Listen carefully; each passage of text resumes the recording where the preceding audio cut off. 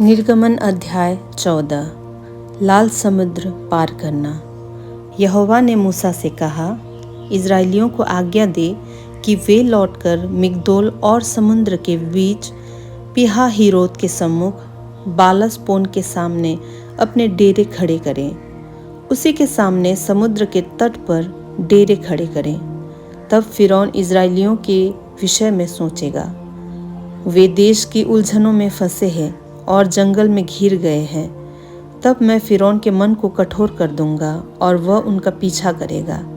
तब फिरौन और उसकी सारी सेना के द्वारा मेरी महिमा होगी और मिस्री जान लेंगे कि मैं यहोवा हूँ। और उन्होंने वैसा ही किया। जब मिस्र के राजा को यह समाचार मिला कि वे लोग भाग गए, तब फिरौन और उसके कर्मचारियों का मन उनके विरुद्ध पलट गया और वे कहने लगे, हमने ये क्या किया कि इज़राइलियों को अपनी दास्ता से छुटकारा देकर जाने दिया। तब उसने अपना रथ जुतवाया और अपनी सेना को संग लिया। उसने 600 अच्छे से अच्छे रथ वरन मिस्र के सब रथ लिए और उन सबों पर सरदार बैठाए। और यहोवा ने मिस्र के राजा फिरौन के मन को कठोर कर दिया, इसलिए उसने इज़राइलियों का पीछा किया, परंतु इज़राइली बेखटके निकले चले जाते थे। पर फिरौन के सब घोड़ों और रथों और सवारों समेत मिस्री सेना उनका पीछा करके उनके पास, जो पीहाहीरोत के पास बालसपोन के सामने समुद्र के तट पर डेरे डाले पड़े थे, जा पहुँचे। जब फिरौन निकट आया, तब इज़राइलियों ने आंखें उठाकर क्या देखा कि मिस्री हमारा पीछा किए चले आ रहे हैं। और इज़राइली अत्यंत डर गए और चिल्लाकर यहोवा की दुहाई दी। और वे मूसा से कहने लगे, क्या मिस्र में कब्रें न थी जो तू हमको वहाँ से मरने के लिए जंगल में ले आया है? तूने हमसे ये क्या किया कि हमको मिस्र से निकाल लाया? क्या हम तुझसे मिस्र में यही बात न कहते रहे कि हमें रहने दे, कि हम मिस्रियों की सेवा करें? हमारे लिए जंगल में मरने की अपेक्षा मिस्रियों की सेवा करना अच्छा था। मूसा ने लोगों से कहा, डरो मत, खड़े खड़े वह उद्धार का काम देखो जो यहोवा आज तुम्हारे लिए करेगा, क्योंकि जिन मिस्रियों को तुम आज देखते हो उनको फिर कभी न देखोगे। यहोवा आप ही तुम्हारे लिए लड़ेगा, इसलिए तुम चुपचाप रहो। तब यहोवा ने मूसा से कहा, तू क्यों मेरी दुहाई दे रहा है? इज़राइलियों को आज्ञा दे कि यहाँ से कूच करे, और तू अपनी लाठी उठाकर अपना हाथ समुद्र के ऊपर बढ़ा और वह 2 भाग हो जाएगा। तब इज़राइली समुद्र के बीच होकर स्थल ही स्थल पर चले जाएंगे।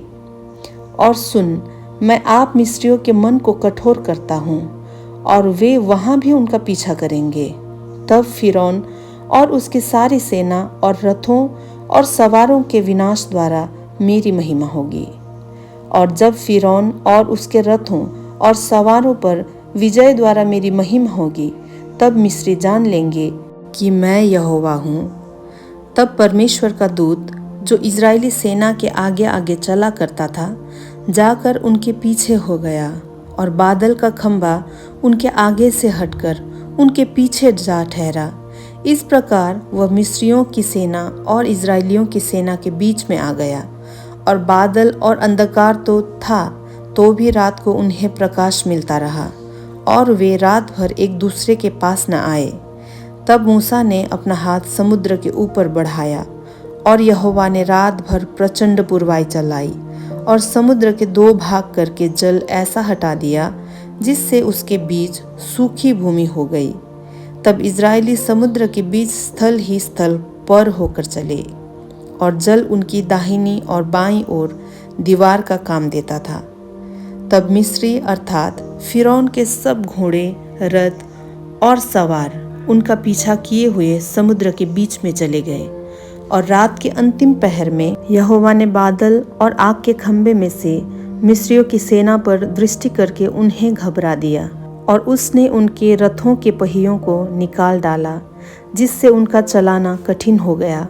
तब मिस्री आपस में कहने लगे, आओ हम इज़राइलियों के सामने से भागें, क्योंकि यहोवा उनकी ओर से मिस्रियों के विरुद्ध युद्ध कर रहा है।